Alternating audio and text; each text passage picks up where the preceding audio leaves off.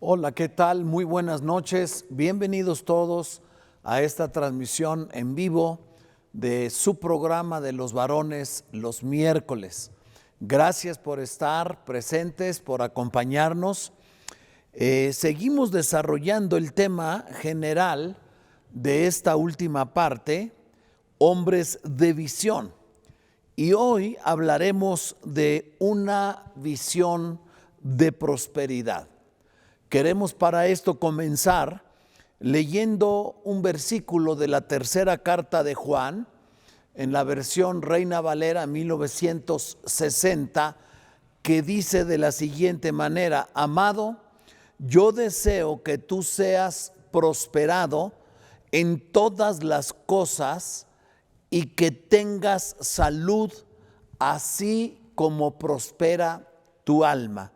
Esto nos habla de que es el deseo de Dios que tengas una prosperidad integral, es decir, en todas las áreas de tu vida.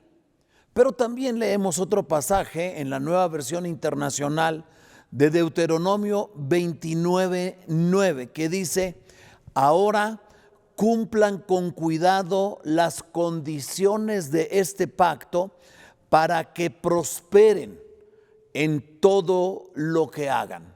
Aquí la condición es cumplir con cuidado las condiciones de este pacto para ser prosperados en todo lo que hagamos. También Deuteronomio 39, la Nueva Versión Internacional, también dice: entonces el Señor tu Dios te bendecirá con mucha prosperidad en todo el trabajo de tus manos y en el fruto de tu vientre, en las crías de tu ganado y en las cosechas de tus campos. El Señor se complacerá de nuevo en tu bienestar, así como se deleitó en la prosperidad de tus antepasados, siempre y cuando obedezcas al Señor tu Dios y cumplas sus mandamientos y preceptos escritos en este libro de la ley, y te vuelvas al Señor tu Dios con todo tu corazón y con toda tu alma.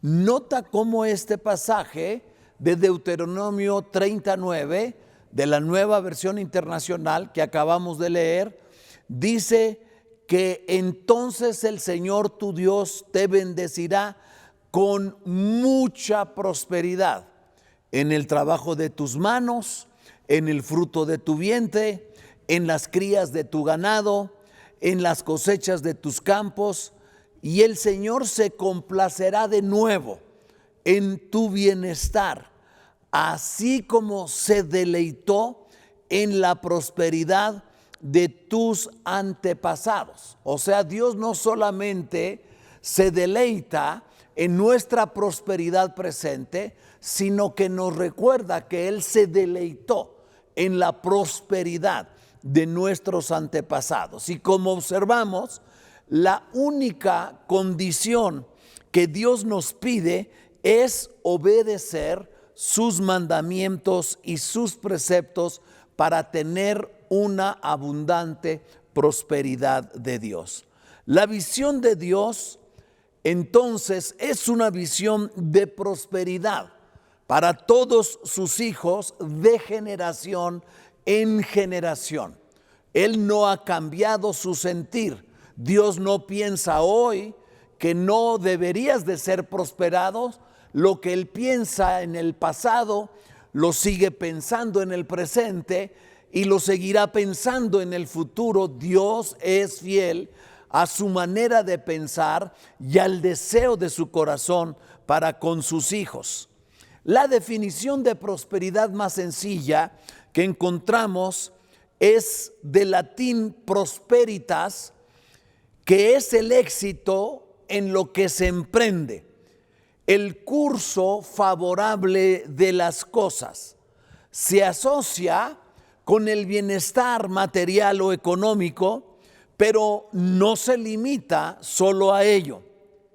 También se incluye la prosperidad en lo amoroso, en lo laboral o en el reconocimiento al trabajo, la prosperidad en lo intelectual o en lo académico, o puede referirse a la prosperidad de los logros alcanzados en los negocios, en donde se ve que la persona ha obtenido dividendos que están por encima de lo esperado o de lo necesario.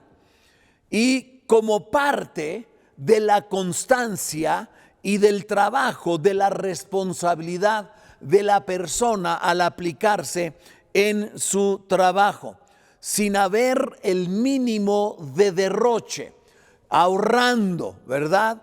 Y que te da la posibilidad incluso de que al tener ganancias inusuales, inesperadas o mayores de las que podías haber imaginado, que solo Dios puede ayudarte a generar, entonces te da la posibilidad de no solamente satisfacer tus necesidades personales, sino de invertir y hacer que se incrementen aún más tus ganancias y hagas lo que los técnicos llaman círculos virtuosos del crecimiento y de la prosperidad. La persona más pobre en el mundo, entonces, no es la persona que no tiene dinero, sino la persona que no tiene visión.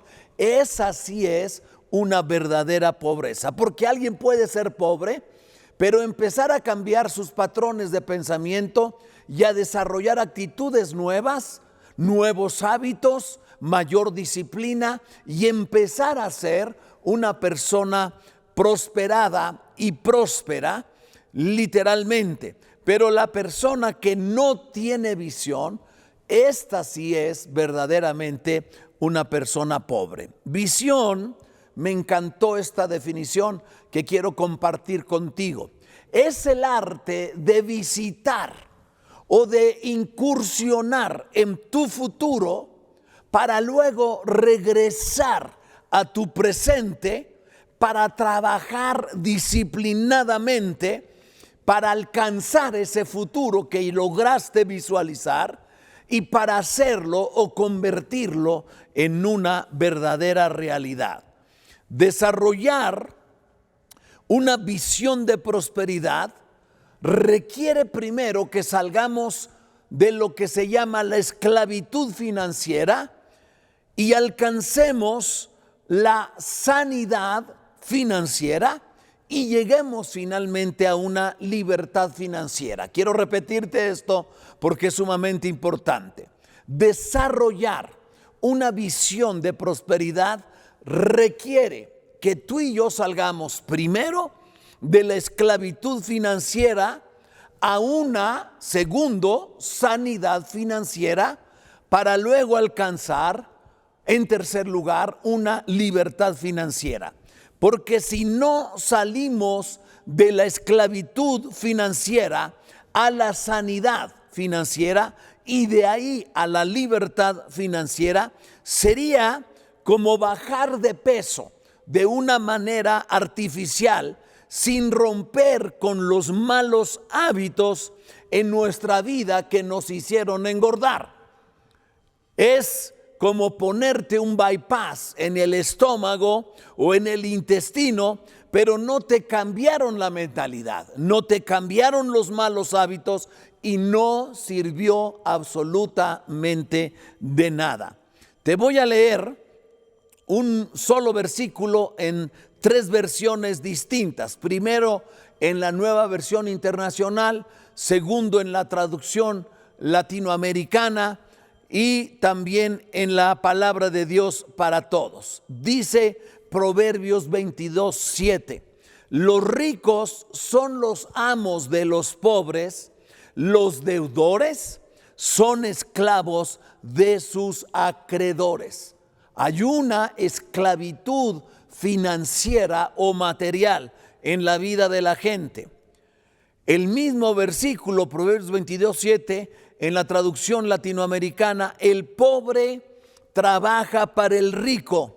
El que pide prestado se hace esclavo del prestamista. Este mismo versículo, Proverbios 22:7, en la palabra de Dios para todos dice: el pobre es esclavo del rico. El que pide dinero prestado se convierte en servidor del que le presta. Entonces, para desarrollar una visión que es de prosperidad, necesitamos primero salir de la esclavitud financiera. Segundo, alcanzar una sanidad financiera. Y tercero, llegar a lo que se conoce como la verdadera libertad financiera. Josué 14, del 6 al 15, en la Nueva Versión Internacional, quiero leer para ti. Los descendientes de Judá se acercaron a Josué en Gilgal, y el Kenesita Caleb, hijo de Jefone, le pidió a Josué: acuérdate de lo que el Señor le dijo a Moisés, hombre de Dios, respecto a ti y a mí en Cades Barnea. Yo tenía 40 años cuando Moisés, siervo del Señor, me envió desde Cades Barnea para explorar el país. Y con toda franqueza le informé lo que vi. Caleb había ido juntamente con Josué y otros 10 más a inspeccionar la tierra prometida. Y cuando Caleb llegó allá, tuvo una visión. Se encontró con una realidad que él la visualizó de una manera que vamos a ver que era diametralmente distinta a la manera de ver las cosas, a la visión que los otros tenían de lo mismo. Estaban todos observando lo mismo, pero la perspectiva de unos y la perspectiva de Caleb y la de Josué eran completamente diferentes. Dice que cuando regresó de explorar el país, con toda franqueza le informé de lo que vi. Tuvo una visión. Dice: mis compañeros de viaje, por el contrario, desanimaron a la gente y le infundieron temor. Pero yo me mantuve fiel al Señor mi Dios. Es decir, al estar observando la realidad de las cosas que fueron a examinar en la tierra, en las ciudades, en la gente de aquella tierra prometida, observó, tuvo una visión que fue diametralmente opuesta a la de la mayoría de los que fueron a inspeccionar la tierra. Regresa y le informa con toda honestidad y transparencia a Moisés lo que él había visto. Y dice que él se mantuvo fiel al Señor mi Dios, a la visión que Dios le dio. Ese mismo día Moisés me hizo este juramento: la tierra que toquen tus pies será herencia tuya y de tus descendientes para siempre, porque fuiste fiel al Señor mi Dios. Segunda vez que se menciona que hubo una visión de Dios a la cual Caleb se mantuvo fiel. Y dice: ya han pasado 40 años, 45 años desde que el Señor hizo la promesa por medio de Moisés. Desde el momento en que él tuvo la visión de la realidad que había observado, habían pasado 45 años desde que el Señor le hizo la promesa por medio de Moisés, mientras Israel peregrinaba por el desierto. Aquí estoy este día con mis 85 años, es decir, se mantuvo fiel a la visión de Dios 45 años al momento de estar hablando con Josué. El Señor me ha mantenido con vida. Y dice: y todavía mantengo la misma fortaleza que tenía el día que Moisés me envió. Para la batalla tengo las mismas energías que tenía entonces. Dame pues la región montañosa que el Señor me prometió en esa ocasión. Desde ese día, tú bien sabes que los anaquitas o los hijos de Anac habitan ahí y que sus ciudades son enormes y fortificadas. Sin embargo, con la ayuda del Señor los expulsaré de ese territorio, tal como Él ha prometido. Entonces Josué bendijo a Caleb y le dio por herencia el territorio de Hebrón. A partir de ese día, Hebrón ha pertenecido al kenezita Caleb, hijo de Jefone, porque fue fiel al Señor. Otra vez, tercera o cuarta vez que se repite que Caleb se mantuvo fiel a una visión que Dios le había dado 45 años atrás. El Dios de Israel se mantuvo fiel al Señor, el Dios de Israel. Hebrón se llamaba originalmente Kiriat Arba, porque Arba fue un importante antepasado de los anaquitas o de los hijos de Anac. Después de todo esto, el país se vio libre de guerras. Y mira nada más lo que el poder de una visión de prosperidad te permite ver o realizar. Número uno, te permite ver lo que los demás no ven. Cuando tú tienes una visión, no solo vista físicamente hablando, sino eres un hombre de visión, con una visión de prosperidad, entonces puedes ver lo que otros no ven. En segundo lugar, te permite ver soluciones donde los otros solo ven problemas. En Números 13 la Biblia registra que cuando Moisés los mandó a inspeccionar la tierra, les dijo: observen la tierra, cómo es, si es buena o mala, si es fértil o estéril. Observen las ciudades, si son simplemente campamentos desmontables y montables, o plazas que sean fortificadas. Observen el pueblo que habita la tierra, si es fuerte o es débil, si es poco o si es numeroso. Y traigan a una muestra del fruto de la tierra.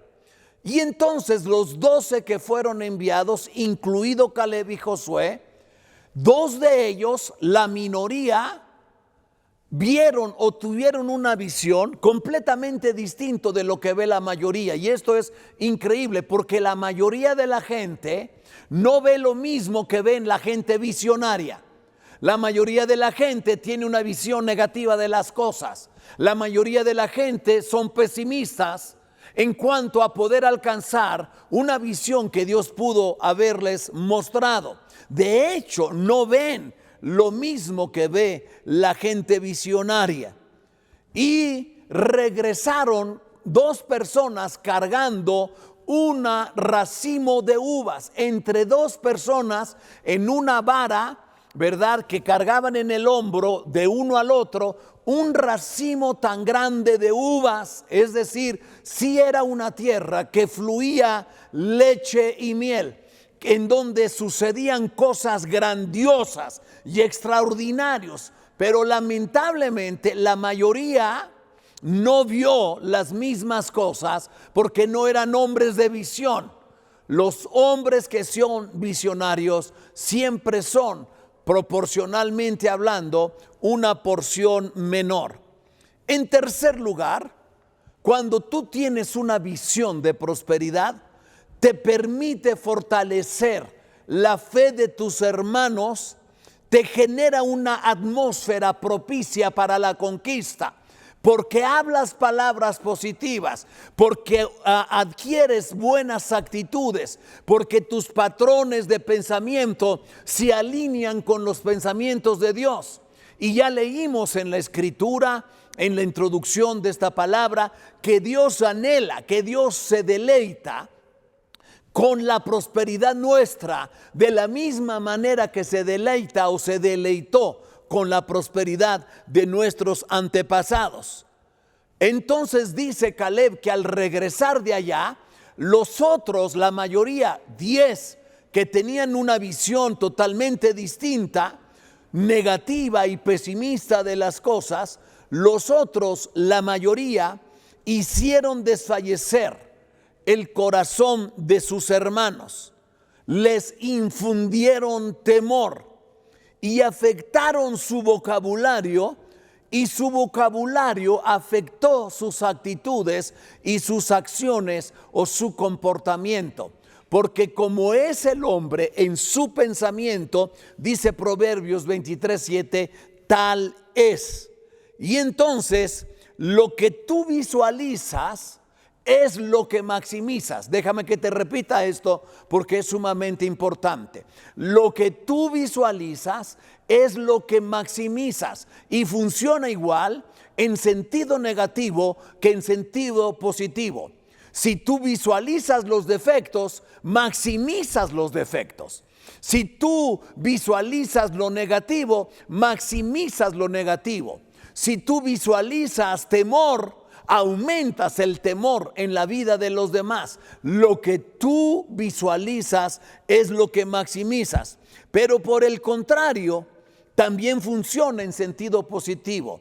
Si tú lo puedes alcanzar a visualizar, tienes la capacidad de poderlo materializar, de poderlo realizar, porque visualizas lo positivo e infundes positividad. Visualizas lo grande e engendras sueños de grandeza en el corazón de la gente. Visualizas cosas extraordinarias, eres capaz de realizar cosas extraordinarias que los demás nunca han realizado. Me acuerdo cuando el Señor nos ha inculcado a lo largo del ministerio. Este ministerio del Centro Familiar Cristiano tiene, entre otros dones, un don de fe de operación sobrenatural. Y te podría narrar la cantidad enorme de milagros extraordinarios y sobrenaturales, cosas que Dios nos ha permitido alcanzar por la operación de un don que es la fe. La gente de visión tiene un don de fe que opera en su vida, porque las cosas que no se ven se requieren verlas solamente con fe, o se pueden ver solamente a través de la fe. Fe es la certeza de las cosas que tú esperas y la convicción de las cosas que no se han visto. Y me acuerdo que un día el Señor me inspiró. Vivíamos en ese tiempo aquí en Canal de Miramontes, mi esposa, mis hijos y yo, en un 5º piso, frente a la Comercial Mexicana que hay ahí. Y orando siempre en la mañana, en las madrugadas, yo me iba del cuarto a la sala, en donde había un ventanal enorme. Y desde el 5º piso se podía ver por arriba de las casas y de los edificios del frente, hasta el fondo se veía la techumbre del Estadio Azteca. Y un día, 10 años antes de que eso sucediera, en 1999, Dios me habló y me dijo: ustedes van a estar en el Estadio Azteca. Y yo me vi como volando en una visión por encima de la calle de Canal de Miramontes y del fraccionamiento Los Girasoles que está enfrente. Y yo veía literalmente que podía volar y que iba sobrevolando por encima hasta llegar a la calzada de Tlalpan, y estaba cerca la techumbre ya del Estadio Azteca, y oía que rugía la gente, oía gritos, oía canciones. Y como de una toma, si fuera un dron arriba o una toma de helicóptero, de esas que hacen por encima de los estadios, yo podía ver el estadio lleno. Y lo que oía eran alabanzas y adoración. Y Dios me habló 10 años antes y me dijo: ustedes van a estar un día en el Estadio Azteca.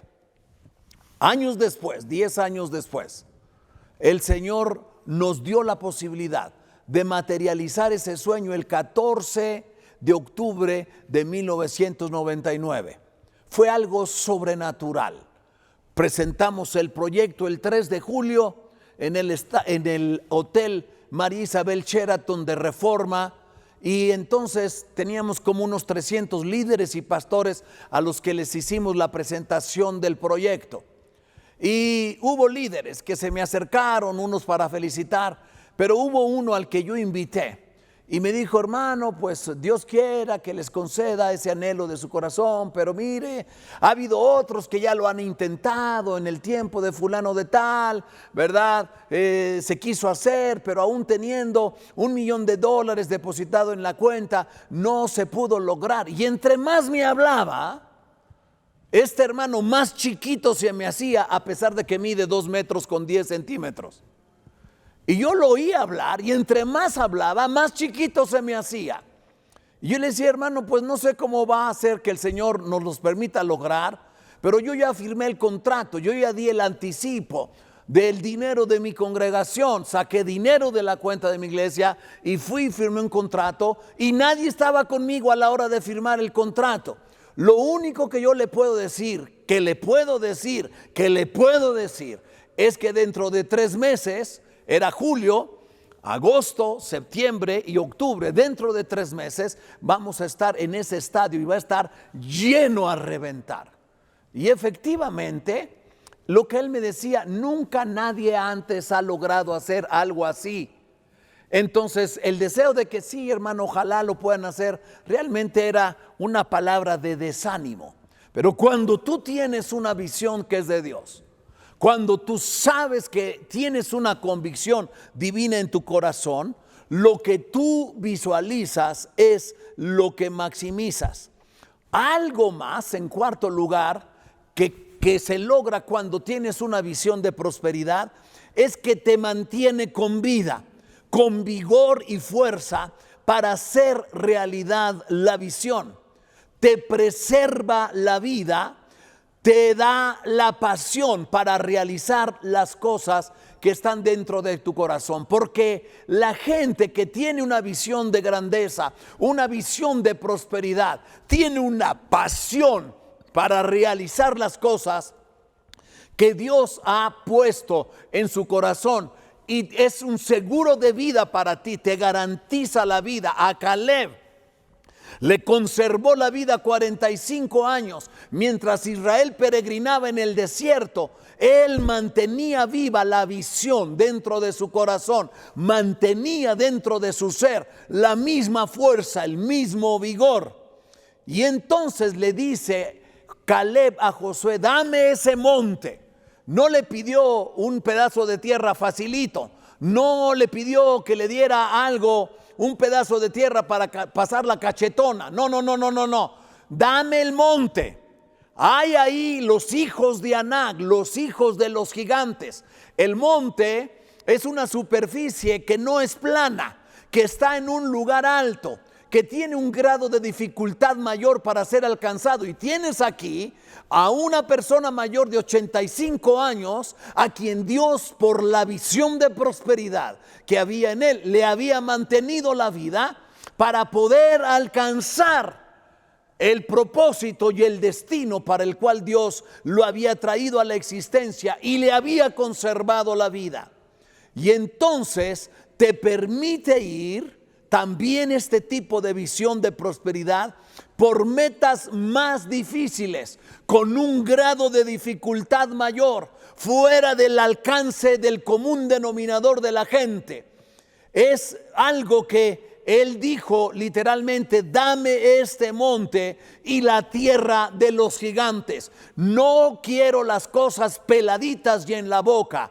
Yo necesito gente, necesito varones alrededor que tengan una visión de grandeza, una visión de prosperidad para alcanzar las cosas que Dios nos ha dicho que debemos de alcanzar. También, en sexto lugar, la visión de prosperidad te permite cambiarle el nombre a las cosas. Termina el pasaje que leíamos en Josué 14 diciendo que la ciudad que conquistó literalmente, o el monte Hebrón, se llamaba Kiriat Arba, porque era el nombre de uno de las personas de los hijos de Anac, a los ancestros, a nombre de quien pusieron la ciudad.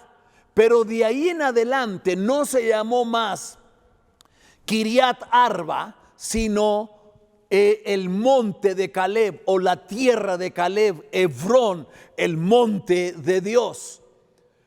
Los que habitaban en Jerusalén eran los jebuseos y le llamaban la ciudad de los jebuseos. Y cuando David llegó allá, arrastrando la cabeza de Goliat, después de haberlo derrotado, aventó la cabeza de Goliat, otro gigante, la aventó por arriba de la muralla, y era David, el rey David, un mozalbete de 17 años, para decirle: señores, se acabó el dominio de los jebuseos sobre la ciudad de Jerusalén. Yo voy a regresar. Y se burlaban de David y le decían: óyeme, David, a un ciego, un manco, un tuerto te va a poner en la torre. Pero David no era de los que retrocedían. David no era de los que se echaba para atrás. Dice: con mi Dios asaltaré los muros. Y entonces David dice que llegó a la ciudad de Jerusalén y la conquistó. Se metió por los canales del agua, por abajo del muro, se trepó por arriba del muro y conquistó la ciudad de Jerusalén. Y desde ese día hasta el día de hoy, Jerusalén se llama la ciudad de David, la ciudad del gran rey. Cuando tenemos una visión de prosperidad, podemos cambiarle el nombre a las cosas. Ya hay muchas cosas a las que hay que cambiarle de nombre en este país. Hay que cambiarle el nombre a la impunidad. Hay que cambiarle el nombre a la corrupción. Hay que cambiarle el nombre a la injusticia. Hay que cambiarle el nombre a tantas cosas que hay aquí, a la violencia. Hay que cambiarle el nombre a todas las cosas malas que nuestros ojos pueden ver el día de hoy claramente delante de nuestros ojos todos los días. Que inclusive la gente se acostumbra a las cosas malas porque ya forman parte del paisaje. Pero tú, varón, y yo estamos aquí para cambiarle definitivamente el nombre a las cosas en esta nación. Entonces quiero invitarte que tú y yo seamos hombres de visión, hombres con una visión de prosperidad, para que tengamos todos estos beneficios al lado nuestro, a nuestro favor, y que hagamos las cosas para las cuales Dios nos ha llamado. Te mando un abrazo fuerte y cariñoso hasta donde quiera que tú estás. Gracias por mantenerte fiel a estas transmisiones. La semana pasada no me fue posible por estar fuera de la ciudad, en un congreso en la ciudad de Guadalajara, pero gracias por estar ahí, gracias por tomar tus notas, gracias por guardar, atesorar estas cosas en tu corazón. Nos vemos el domingo que entra y el miércoles que viene con la ayuda de Dios para seguir hablando de este calibre de varones que van a cambiarle el nombre a las cosas en esta nación. Muchas gracias, que el Señor te bendiga.